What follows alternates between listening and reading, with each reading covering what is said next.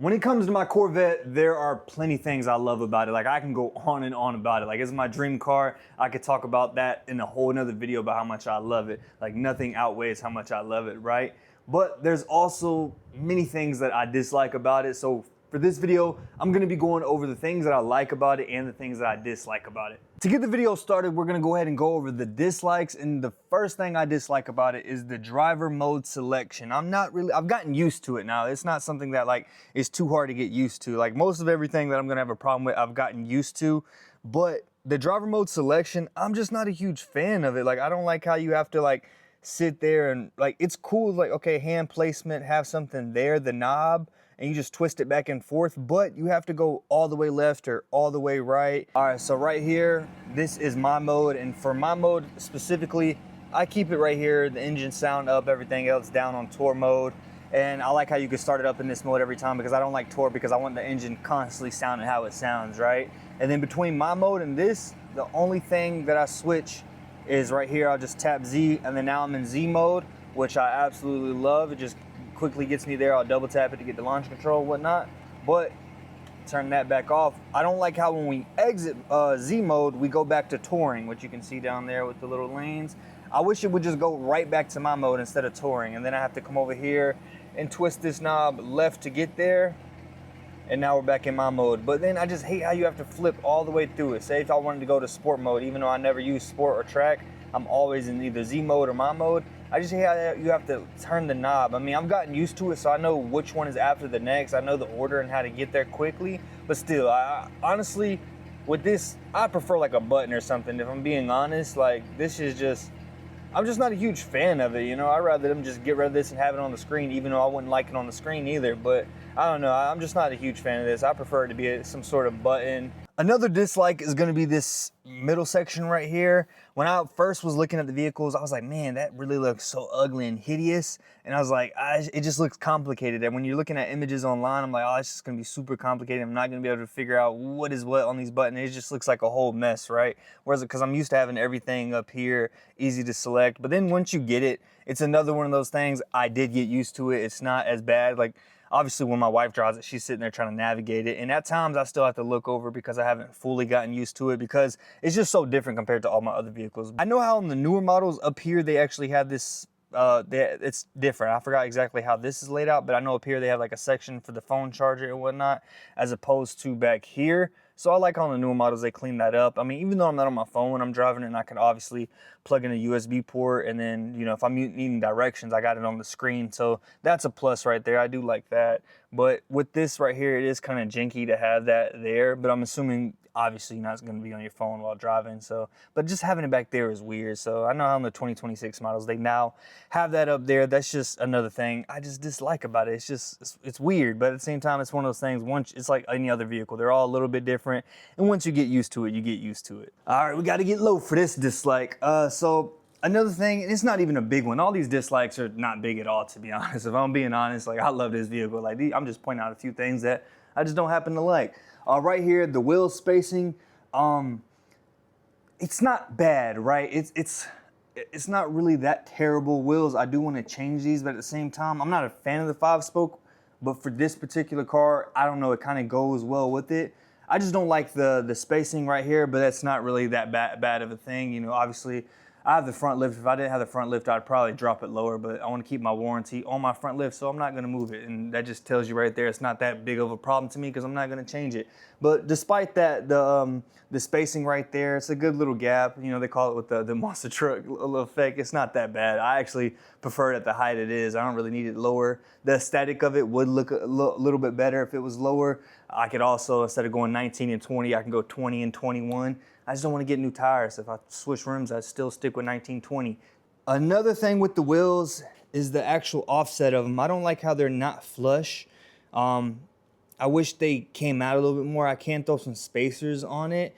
So it's not that bad that, you know, they stick in or whatnot. You know, getting them flush would look a little bit better. They do kind of stick in. I know it's kind of hard to tell, but if you've seen the Corvettes, you know how they're kind of in there. Same thing on the rear. They're just slightly in there. Just having them flush would give it just a better aesthetic overall and just have it look a little bit better. So that's it for my dislikes. I mean, those dislikes are minimal. You know, I could probably point out a few other things but those are like the main things that catch my eye. And with those, like I stated, it's things that like I look at and I'm not a fan of, but I look past it because of how much I love the vehicle, and they're not that major to even be worried about. It's just like the little tweaks I would have. I know we all feel some way about our vehicle and we would prefer it this way, that way, and you know, the engineers don't care about that one singular person opinion as long as the masses love it. To get the likes started, it's something I actually have never been a fan of, and that's spoilers. They're cool and whatnot, but I've never been like, oh, I gotta have a spoiler. On some vehicles, they actually look pretty silly. You know, some people go like super crazy with them, like, you know, like kind of like the socks. You know, the higher the socks, the downer the fool or whatever. But you know, with the spoilers, I never really been too big a fan of them. But I'm not gonna lie, when I was looking at them, I was like, I could go with the regular spoiler, no spoiler, or the high wing. And I went with the high wing because it was like, I love that look. And I actually have become a big fan of spoilers. Like, I'm like, man, it does make it look nice. Now, if I didn't have it, I would probably feel like the vehicle's a little naked. You know what I'm saying? My neighbor, he don't have a spoiler. It don't actually even look that bad. But when I was looking at vehicles, I'm like, man, they just look so much better with that high wing. The engine bay cover is also another thing I really like. I just like that's why I didn't want a convertible. Obviously, I don't really like convertibles in general because I just feel like it's, with having the target top, I like just to be able to take that off. And I actually don't even like the top off, you know. Call me weird or whatever. I'm just not a huge fan of taking the top off. I like everything being secluded and I can hear myself and all that and whatnot. But the main reason I didn't go for a convertible other than price was the fact that right there, you get to see that engine. That just looks so exotic to me. It's like, man, you could see your engine right there. I got the silver cover. Honestly, I kind of want a lot of red accents and, you know, have a red cover, but I'm like, it goes with the vehicle. So having the silver cover isn't bad. It just looks cool to be able to see that. And when I was getting my windows tinted, they were like asking if I wanted to tint this. I was like, nah, leave as is. I actually like being able to see that. You could just tint the, you know, that inside window in there and whatnot. But I definitely want to have the ability to see it from there. Now, when you have different colors, like this blends in with the vehicle, but if you have like a red or a blue, yellow, if you got any type of crazy color in there, it just pops. You know, mine's very plain and I still love it. If I had like a different one in there, it would definitely pop and look a whole lot better. But for what it is, I actually love it and I've gotten used to it. I've kind of considered, you know, changing my accents up, but I think it just goes with the vehicle. So I'm gonna keep the silver. The tech is another thing that is like super cool. I'm kind of iffy on this, right? This kind of fit in the dislike as well because I like having the tech, I like having the speedometer, I like being able to like see my digital miles per hour and whatnot, but I also don't like how it's fully, you know, digital. I kind of wish there was like, in my truck, I got the digital to tell me my speed and whatever, you know, anything I want on the actual screen itself. But like here, everything is digital and I prefer like the traditional, you know, knob speedometer and whatnot so I can see it. And the only reason I state that is because my first day having this vehicle, this all glitched out, right? I was tweaking a bunch of settings, messing with a bunch of stuff, using front lift, and that like froze and everything kind of went black and I couldn't see anything other than like on the right hand of the screen it was telling me, hey, front lift going up or whatever, and it froze right there stating that like everything was still working, but all this screen wasn't working anymore, and I had to pull over, turn it off, reset it, and then after like a minute and a half, you know, leaving the doors open, the vehicle fully shut off, and I was able to start it back up, and the screen was then working. Other than that, like I absolutely love the tech, and I've never had an issue outside of that, and that just happened because we were like pretty much overloading the system.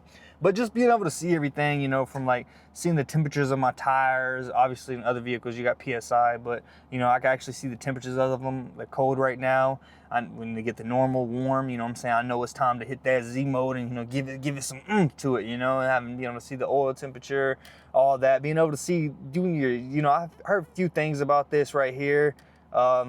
It's probably not going to show me, oh, it's launch control, but just being able to like do your 0 to 60, having that right there is pretty cool. I know they say it's pretty, you know, it's lenient, right? It's going to give you a little bit better over time. They say you get like a foot roll start or whatever. And then over here, I love this. I love having CarPlay. Like I thought I had CarPlay on my other vehicles, but it was just like Bluetooth play, like some regular CarPlay stuff.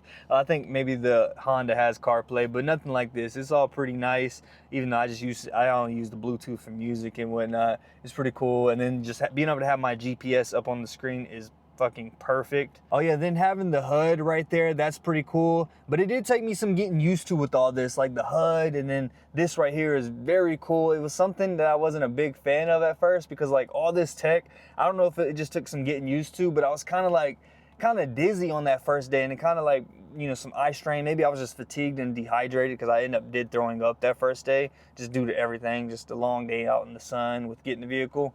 But it was just weird that very first day, and it took like the first 2 days for me to really get used to that, because a lot of times I had the habit of turning around. Like I still do it. Like I got to turn around and look. It's just like, I know I need to make sure I'm clear. It does make everything look so much closer. Like I'll be feeling like somebody's like right on my ass. Like my wife would be like, why are they so close to me? And I'll be like, just turn around and look. And then she'll realize, well, oh, there's a lot of space. I'm like, yeah, it just makes everything look closer to you. And then you could obviously switch it back to the regular, which at my angle, like I would have to look down because I have it at such a poor angle, because I'm always keeping it on that. Because even though I started out and thought it was weird, I got used to it and actually really like that. Another like I have in here, I guess it's gonna be kind of with the tech, is the PDR settings. Being able to, like, you know, see everything. It won't let me. I guess it's because we're recording. Let's stop recording. Preview. Just being able to like see that is so cool. Like have this, you could put it on whatever. I actually need to try. I'm trying to break, you know, trying to get some, you know, faster 0 to 60. So I need to test that out. I know it'll track your footage and throw up your times right there. I'm probably gonna, you know, I know they say it's pretty lenient on the time, so I may incorporate the draggy, but honestly, I don't care. If my vehicle's telling me I'm doing good, I'm gonna listen. I don't even care I want the, you know, I want the good. Just, you know, go ahead and hype me up a little bit, even if it's a little false. You know, as long as you ain't telling me I'm going 1 second, you know, when I'm going 2 or 3. Only dislike, it won't even be a dislike. I just wish there was something more with it. Like I wish it was included like a 360. Like there's the camera and the rear view camera, there's the backup camera, you got the front cameras, you got all these cameras, right? And you got that system right there, the PDR.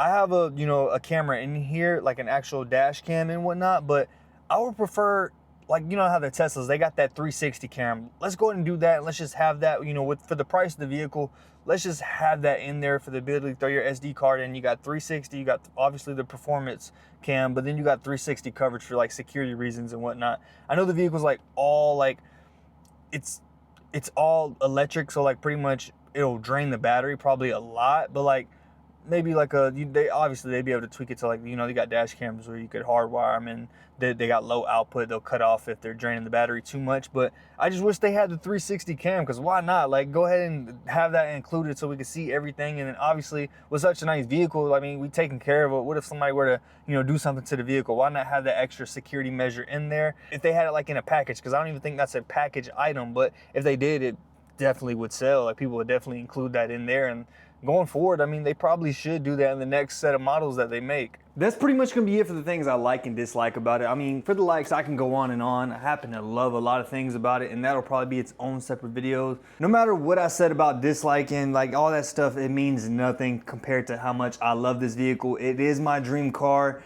and nothing can change my mind. Like I love this vehicle so much, and I can go on and on about it. I just popped out a few things that, you know, I like and dislike. You know, they're just minor things, you know, nothing crazy. You know, I can sit down there and talk about it for hours about how much I love the vehicle, and that'll probably be its own separate video. But for right now, I just want to do something a little quick, get something out there. I just got back from vacation. I was going to Tahiti and Moorea, so just got back, you know, had a great trip. I was over there in a Hyundai, not a Hyundai Sonata, that was my first vehicle, but I was over there in a Hyundai, so that's the make of my first vehicle, and then getting to return home to my most recent vehicle, it's great, you know, great trip, and getting to return home to this is like a vacation year round, right? Absolutely love it. But yeah, with that, I gotta go drive it, man. It's been like 2 weeks since I've been able to drive it. I gotta get some miles on this thing, man. That's what I do. I won't even say that's a like, that's a love. It's a must. I have to drive this vehicle. I love it so much. I hope you guys feel the same way. If you don't, let me know down in the comment section. Appreciate y'all so much for tuning in and watching the video. If you enjoyed it, like, comment, subscribe, and do all that cool stuff.